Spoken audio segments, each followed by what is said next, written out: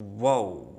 Waouh, waouh, waouh, waouh, waouh. Victoire 2-1 pour le FC Barcelone pour son troisième match de la saison de la Ligue des Champions face au Dynamo Kiev. Et un match soporifique, un match très frustrant, un match pas du tout rassurant, un match où on reste sur notre faim. Alors on va expliquer pourquoi. On va remettre en contexte ce match. En mettant dans le contexte, je pense que vous allez savoir pourquoi je suis très agacé de ce match une nouvelle fois. Dans ce match, le Dynamo Kiev se déplaçait à Barcelone, se déplaçait au Camp Nou avec plus de 10 absents. Il me semble qu'il y avait même 11 absents, dont 9 cas Covid. Donc c'était clairement l'équipe C du Dynamo Kiev. Quand tu es le FC Barcelone et que tu joues contre le Dynamo Kiev, déjà de base, t'es censé dominer complètement, t'es censé qu'il y ait des vagues d'attaque, en fait, que ce soit comme des vagues d'ennemis dans les jeux vidéo, et t'es censé gagner sur un gros score. Alors quand tu joues contre l'équipe C du Dynamo Kiev, t'es censé gagner 5 ou 6-0 et t'es censé complètement dominer ce match, t'es censé ne pas prendre de but, t'es censé ne pas être inquiété une seule fois dans le match. C'est pas du tout ce qui s'est passé. Là où c'est très frustrant, c'est d'abord dans les choix des hommes de Ronald Koeman, puis dans les changements de Ronald Koeman, et aussi parce qu'on a l'impression que cette équipe choisit, non pas ses matchs, mais choisit dans les matchs les moments où ils vont bien jouer, les moments où ils vont être déterminés, les moments où ils vont se hisser au niveau. Voilà, ce soir, on a vu un Barça qui, dans les 10-15 premières minutes, jouait très haut. Ça fait très longtemps que j'avais pas vu un bloc aussi haut du côté du FC Barcelone. Voilà, on avait De Jong et Piqué qui sont pourtant les défenseurs centraux, qui étaient limite dans les 30 derniers mètres. Ce qui était normal parce qu'on joue face au Dynamo Kiev C et qu'il y avait quasiment aucune opposition en face.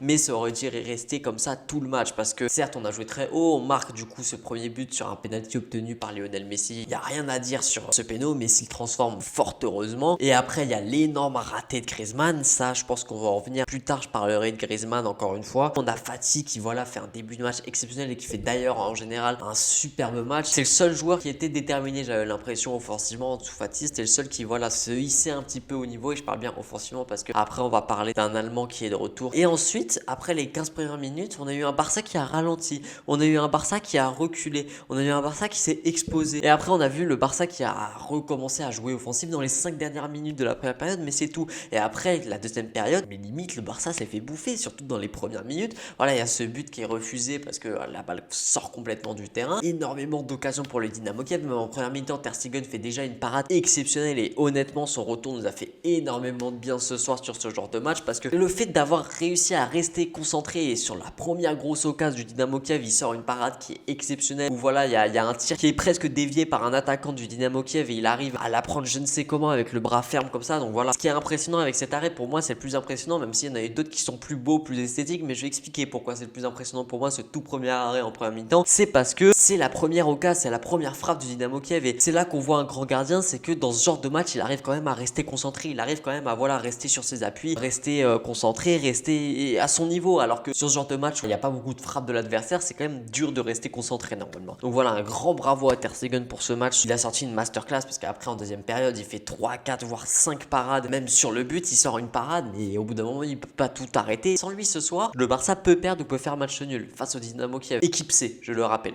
La défense, Piqué qui a encore été complètement dépassé. Alors certes il marque son but, certes il fait son petit pic à Josep Bartomeu, voilà on l'aime Gérard Piqué pour ce genre de choses, mais défensivement Gérard Piqué c'est plus possible, je suis désolé, encore une fois il se fait prendre complètement dans les contre-attaques. Je vous en parlais dans ma toute dernière vidéo de la défense du FC Barcelone qui allait pas du tout, de cette défense centrale qui n'allait plus, et d'ailleurs pile au moment où Piqué et l'anglais ont été alignés ensemble en défense centrale, donc quand l'anglais est rentré on s'est pris un but au bout de quelques secondes. Donc voilà, va falloir quand même faire quelque chose pour cette défense centrale. Je pense qu'il y a énormément de problèmes, c'est quand même pas normal de concéder autant d'occasions face au Dynamo Kiev. On va encore en prendre 8 hein. Là ce Barça là peut encore en prendre 8, certes on voit des points d'amélioration, mais moi je vous avais prévenu, Ronald Koeman c'est un pragmatique, c'est pas un coach qui fait du jeu de position, il se contente du résultat et si le résultat est positif ça lui va. Lui le jeu il s'en fout, je vous avais prévenu que c'était un pragmatique, je l'avais dit dans ma vidéo quand Ronald Koeman arrive, je vous invite à aller la revoir hein. C'est un pragmatique et il nous l'a encore prouvé ce soir. Moi ce qui m'énerve c'est qu'il est injuste Ronald Koeman, parce que ce soit dans le choix des hommes, le fait qu'il fasse très peu tourner encore sur ce genre de match alors qu'on joue face au Dynamo Kiev équipe C, mais je ne le répéterai assez jamais. Et après dans les changements il ne fait toujours pas jouer Riqui Puig,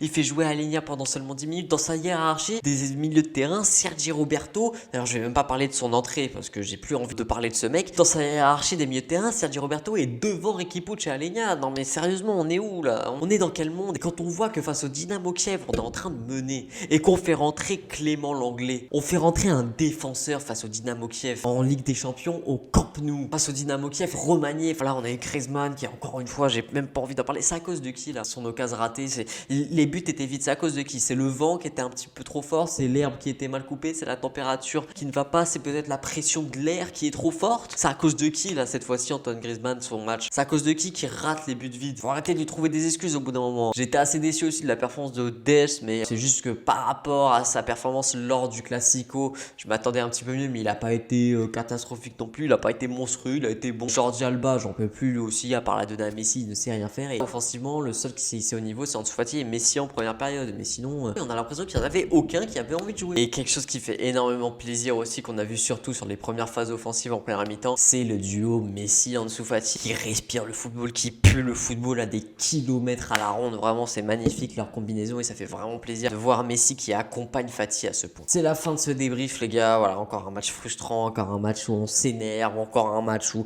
on s'attend à mieux, où on reste sur notre faim. Ça va changer, les gars, ça va changer. Voilà, maintenant que Bartomeu est parti, il faut juste attendre un petit peu, mais ça va prendre du temps. Mais voilà, on est quand même sur le chemin de la rédemption, si je puis dire. J'espère que cette vidéo et ce débrief vous aura plu. C'était Franek, partagez, likez, abonnez-vous. Ciao.